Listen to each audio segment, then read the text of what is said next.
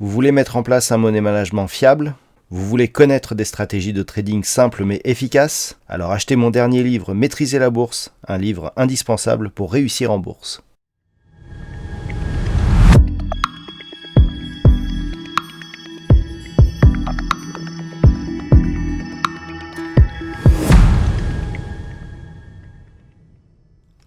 Bonjour à tous et bienvenue sur boursicoté.com pour cette nouvelle analyse technique du CAC 40 en clôture avec une grosse séance de baisse aujourd'hui, puisqu'après une ouverture sur un gros gap baissier, eh bien le CAC 40 a poursuivi sur un mouvement de consolidation que je vous commente depuis maintenant quelques jours. On est venu ici tester directement la zone des 6670 points comme résistance. Nous verrons que ce n'est pas sans conséquence.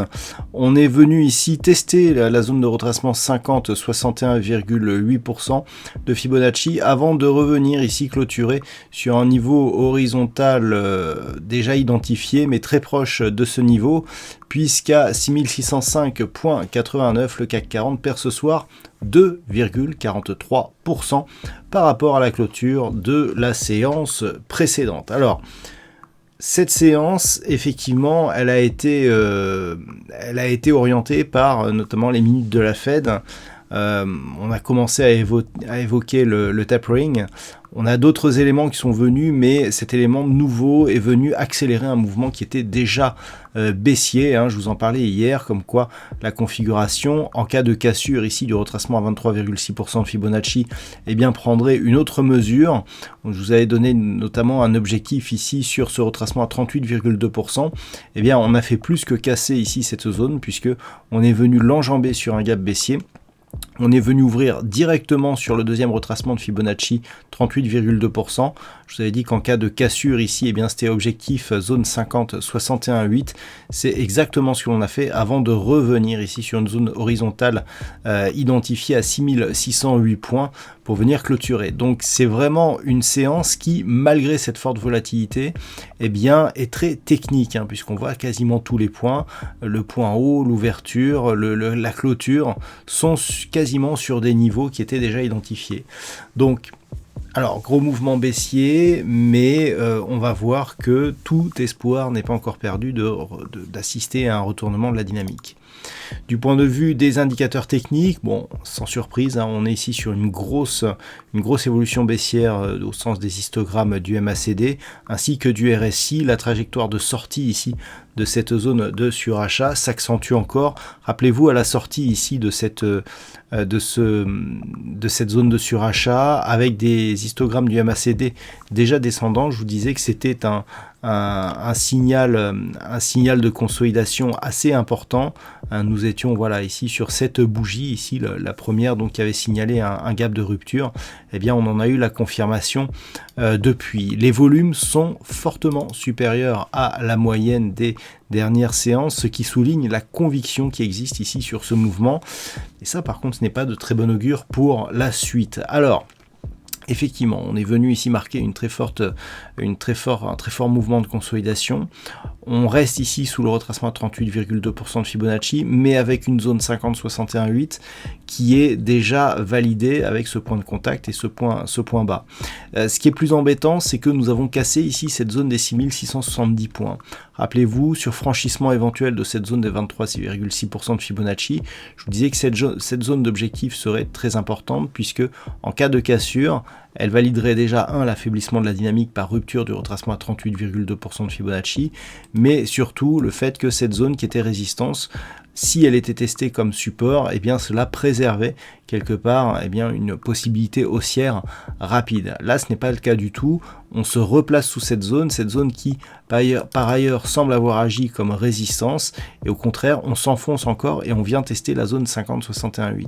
Alors par rapport à ces retracements, le fait que l'on soit dans cette zone nous indique que on a affaibli la dynamique, mais on est toujours potentiellement sur une dynamique haussière. Pour renforcer une dynamique de poursuite de mouvement baissier, il faudrait casser ici ce dernier retracement. Et ce dernier retracement, il n'est pas anodin. Regardez, aujourd'hui, on a un quasi-contact ici avec la bande de Bollinger inférieure.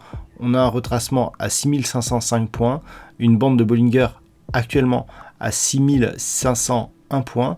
Si on vient à casser ici cette zone, il y aurait très certainement contact avec la bande de Bollinger inférieure, et le fait d'avoir un contact avec la bande de Bollinger inférieure nous donnerait un signal de retournement.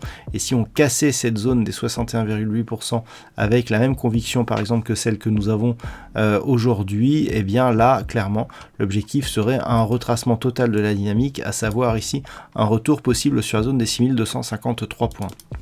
Donc c'est ce qu'il va falloir surveiller demain si les cours continuent à baisser. Vu ce que l'on voit sur les futurs depuis la clôture, on serait plus ici sur une stabilisation au-dessus des 6608 points, grossièrement entre 6620 ici et 6670 points. Alors si tel était le cas, on pourrait dans ce cas-là valider une possibilité ici de contact 50-61-8 et de rebond technique. Alors ce rebond technique, tant qu'il reste sous la zone des 6670 points, il n'apporte rien de plus par rapport à la phase de consolidation. Il faut vraiment commencer ici à valider une cassure haussière du 38,2 et du coup un début de comblement ici de ce gros gap baissier. Donc dans l'ordre des gaps, nous avons ici le gap de rupture, celui qui nous a envoyé un signal puissant ici au sommet de cette dynamique haussière. Le gap que nous avons aujourd'hui est un gap de continuation, donc il peut être comblé partiellement avant de valider la poursuite du mouvement. C'est tout à fait possible, donc il faudrait le combler totalement, c'est-à-dire casser le 38,2, le 23,6 et se stabiliser ici au moins au-dessus de cette zone des 6757 points pour espérer revenir rapidement sur un mouvement, je dirais, haussier. Tant que l'on est sous ces niveaux, on est dans une structure fortement baissière qui peut présenter des rebonds techniques, mais qui pour l'instant vise une poursuite du mouvement avec comme prochain objectif la zone ici des 6522 points.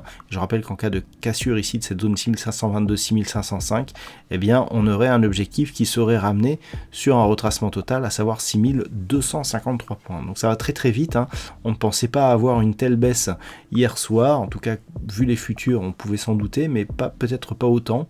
Et là on est sur un mouvement, surtout avec les volumes que nous avons, qui peut encore baisser. Les certaines sources d'inquiétude, notamment géopolitiques et macroéconomiques, ne se sont pas écartées aujourd'hui, donc on pourrait potentiellement avoir une poursuite du mouvement. Voilà donc ce que l'on peut dire sur cette configuration technique pour ce soir. Alors d'un point de vue statistique, nous avons des probabilités qui restent baissières, malgré la forte baisse que nous avons, malgré l'ouverture du gap, ça reste baissier pour demain, alors avec une conviction un peu moindre, puisque pour demain on a une conviction à 53% par rapport au niveau d'ouverture d'avoir une séance baissière. Par contre, ça se confirme et ça se renforcerait pour le début de la semaine prochaine, avec une conviction qui monte encore, même par rapport à la configuration que nous avons ce soir. Voilà donc ce que l'on peut dire sur cette analyse technique. Je vous rappelle que l'intégralité des statistiques seront dévoilées avec l'analyse écrite qui paraîtra durant la nuit. Je vous souhaite donc une bonne soirée. On se retrouve dès demain pour d'autres analyses techniques, toujours sur le site boursicoté.com.